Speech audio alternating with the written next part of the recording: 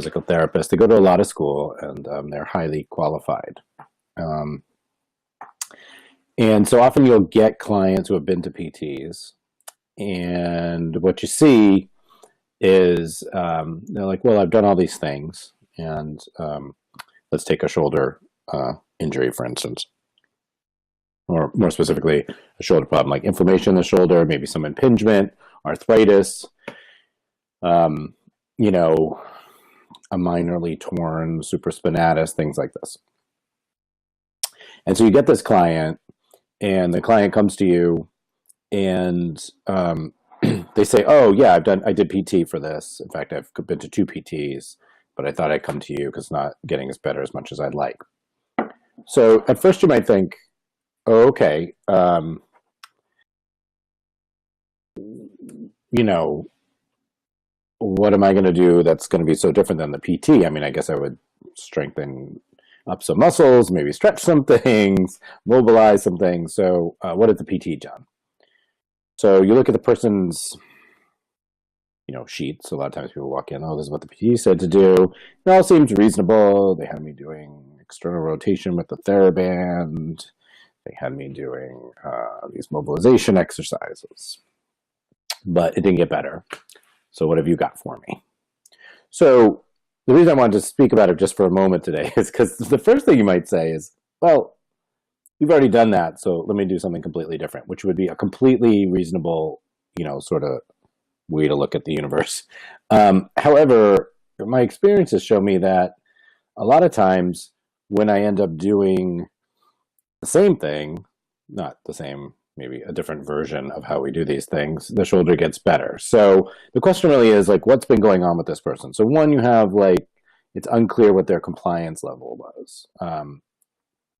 But two, if you don't ask the right questions, you wouldn't get the lay of the land. Like, so often, they go to PT twice a week, and they basically go for half an hour, but they're being seen for 15 minutes, and they do some exercises, and the PT's like, do these things, and then sends them home. Sometimes PTs will do some manual therapies, like ultrasound or something, real quick in there, hoping to shake that up. And sometimes all this works. So I'm sort of talking about the ones we see where it doesn't work. So bear that in mind, that often all that works.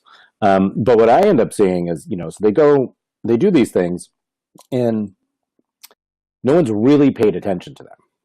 So they're kind of in a mill, it's not really the PT's fault necessarily. I'm not a PT. I'm sure it's very challenging to manage lots of clients per day, etc. However, what I see is like they told me to do these exercises, and then my shoulder got worse, but I kept doing them, hoping I would sort of work through it. That's like scenario one. So what I do is often, our version of those. I mean, I don't work off the PT sheet. We assess them, but it's basically the same thing where I'm like, okay, we need to strengthen external rotation. We need to strengthen flexion in the shoulder.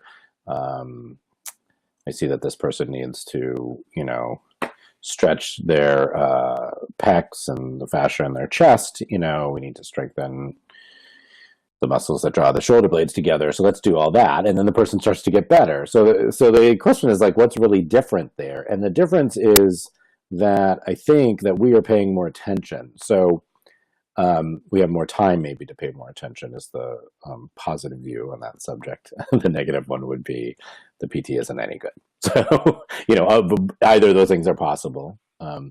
As a side note, in any profession, including ours, some people are better than others. So, you're going to get people coming out of PT school who aren't great, and then people see them. So that's possible. So all this is to say, and this is what the questions are based around, I wouldn't just jump into, our deeper kosha model, for instance, or doshic model of, let's say, a shoulder thing without fully investigating the physical stuff. So, and then we have other things that we do, which PTs don't. So we have strengthening and stretching and mobilizing things, which we both do. And then we have, adding the breath, using the breath as a guide, for pain, using the breath as a way to affect the pranic body and maybe shift the person's perception of their pain. So there's not a lot of like moving and breathing techniques in physical therapy. So sometimes that stuff works better. And we also have a relationship with the client where we're very interested in their experience of doing those movements. So maybe the PT, again, the generous version would be didn't have time to do that, or it just wasn't in their training, say. So between those two things, I would stick there, and I wouldn't get like too deep into it until you've explored all your options. And the final thing I'll say is that a lot of times the exercises the PT, and this is my personal experience, has given the client are either way too easy. In other words, there is no way that flimsy TheraBand is going to fix this shoulder problem because it's not enough resistance.